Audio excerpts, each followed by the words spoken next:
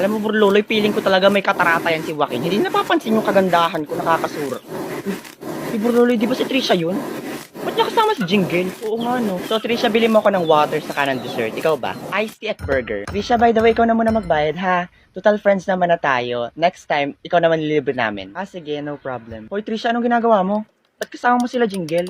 Di ba binuli ka niya na nakaraan? Nalimutan mo na ba? Ay, oo, pero nag-sorry naman na siya sa akin. Tapos sabi niya, gusto niya daw kami maging close friend. Naniwala ka naman sa babaeng almuranas na yun. Feeling ko may binabalak yung masama sa'yo. Alam mo, Trisha, Borlolo is right. Saka di mo ba napapansin? Inuutos-utusan ka lang nila. Ginagawa ka nilang alalay, no? Alam nyo, nag-overthink lang kayong dalawa. Malay nyo, Jingle is trying to be a better person. Saka may bibilhin pa ako, mamaya na lang muna. Kung hindi rin naman pala isang tangang boba to si Trisha. So, be, anong plano mo? Hanggang kayo nakapakikipagplastikan sa hampas lupang yun. Nandidiri na ako sa kanya. Ew, huwag ka masyadong maingay. So, sa ngayon, uutos-utusan muna natin siya.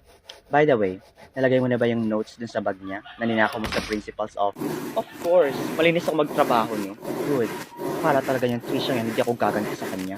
Matapos niya akong ipahiya sa buong school.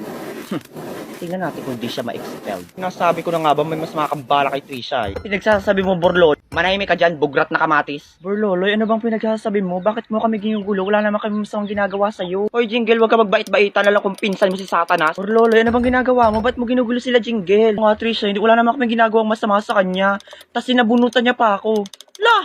Hoy, Jingle, nananaginip kaya ka ng dilat. Hindi kasi nabunutan ni Borloloy, no? Sasabi ako ng totoo, Trisha. Sinabihan niya pa ng masasamang salita si Quazo. Talaga?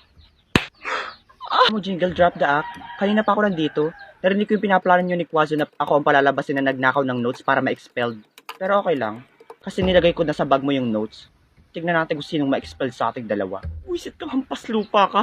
Quazo, pumunta ka sa room. Kunin mo yung notes. Bakit? Ano pa? Tanggalin mo sa bag ko, boba. Not in my watch, bitch. Diyan ka lang.